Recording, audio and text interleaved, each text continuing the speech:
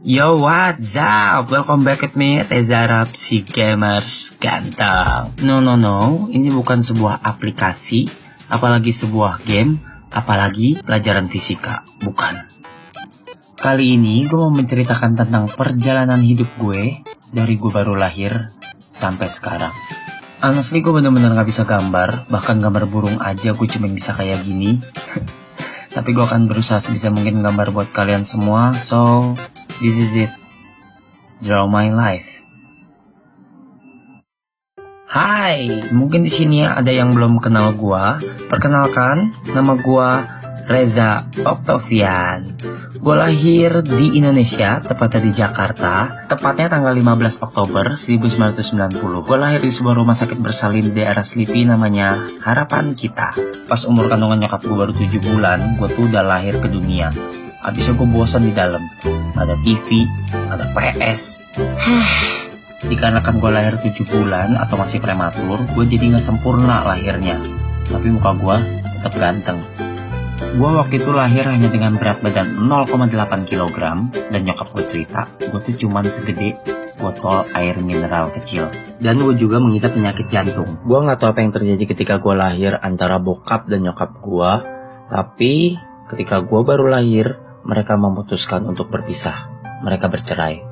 Waktu itu terjadi perebutan hak asuh anak antara bokap dan nyokap gue.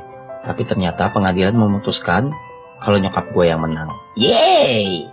Kalian harus kenalan sama nyokap gue. Kenalin, ini adalah nyokap gue. Dia adalah seorang pekerja keras. Dia adalah seorang guru dan selatin kayak Caca, Salsa, gitu-gitu. Lucu kan? Dia selalu bawa gue ketika dia pergi kerja, ketika dia ngajar.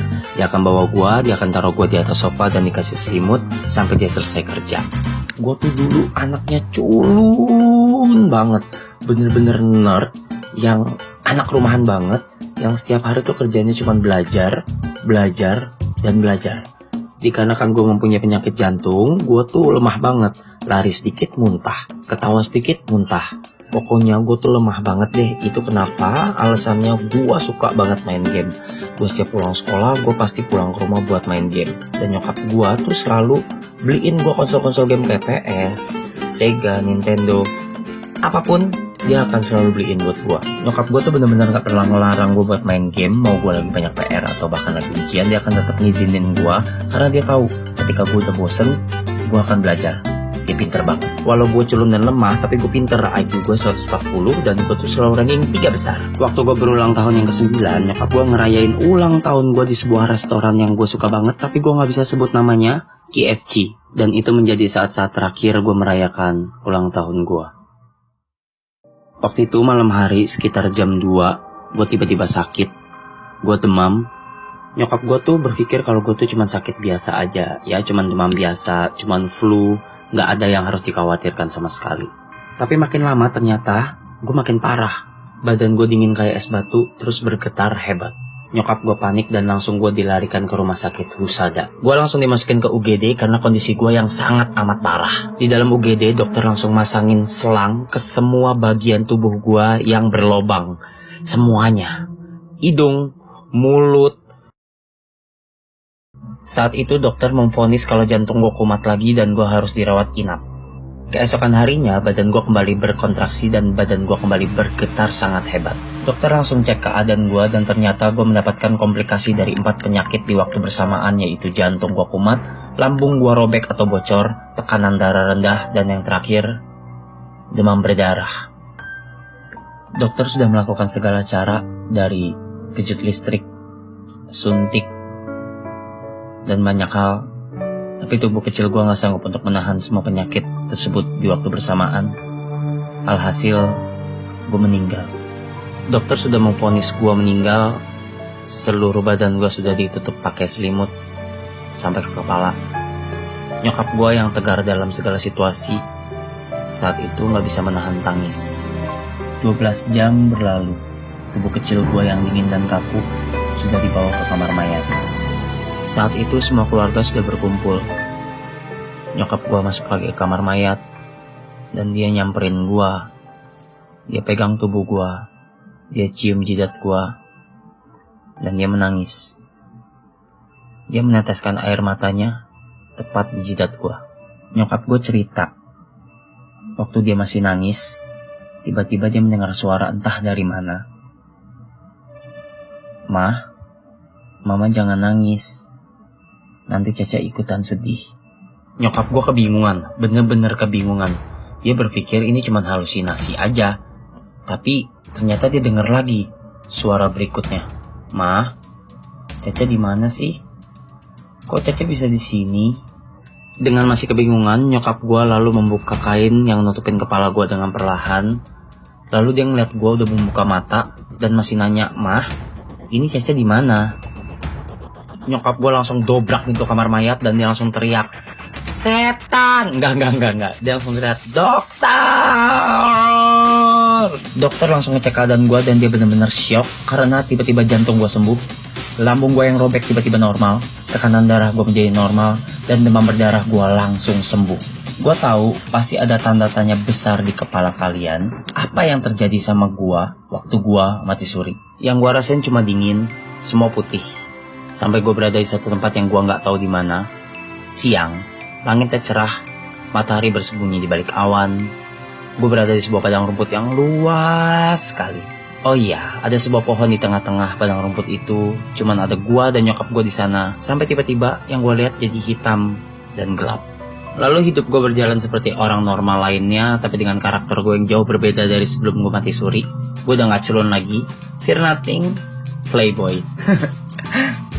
Lalu waktu gua lulus SMA, nyokap gua memutuskan untuk pindah keluar kota. Tapi gua gak mau dan akhirnya gua di Jakarta sendirian.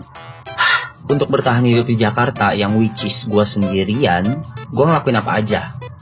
Gue jadi kasir warnet, terus gue jualin kosmetik door to door, terus gue jualin DVD juga.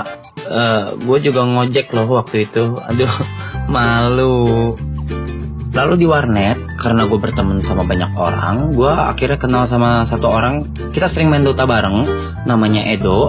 Dia adalah seorang MC yang sudah berpengalaman. Lalu waktu itu dia ngajakin gue untuk belajar nge-MC. Gue seneng banget. And then gue kenal sama teman-temannya Edo yang lain. Ada si Cina pelit yaitu Zekri. Ada si tolol behelan namanya Insu. Tapi dia udah punya anak loh kemarin loh. Terus ada satu lagi. Wis ini dia, The DJ Afik. Lalu Edo ngajakin gua, Zekri, Insu, dan Fik untuk bikin-bikin video yang akan nanti diupload ke YouTube. Wih. Lalu di perjalanan hidup dan karir gue ketemu sama salah satu cewek cantik. Namanya Ucok Baba. Enggak. Namanya Kaira. Walaupun badannya yang kecil, imut, lucu gitu, tapi dia tuh orangnya pinter, mau kerja keras, dan dia adalah seorang fashion designer. I love you and jangan putus ya. Soalnya udah gue masukin ke video. The two most important days in your life are the day you are born and the day you find out why. Gue seneng banget. Ternyata gue menemukan jati diri gue sebagai seorang entertainer. Gue bisa menghibur banyak orang, gue bisa bikin orang ketawa, dan gue senang banget akan hal itu. I really love my job. Nah, selama dari tadi kalian nontonin video ini, kalian mendengar ada lagu-lagu yang jadi back sound. Lagu-lagu itu adalah hasil karya temen gue. Dia adalah seorang komposer musik yang hebat. Kalian mungkin ada yang tahu, dia adalah Eka Gustiwana. Kak, thank you so much ya.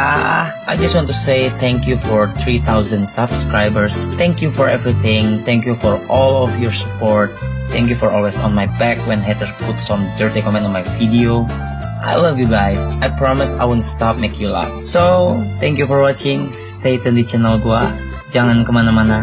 Jangan lupa subscribe. And last but not least, salam gamers.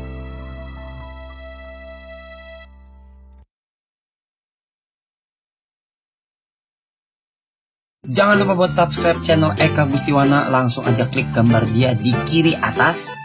Ingat, gambarnya yang diklik, bukan ceweknya. Bye.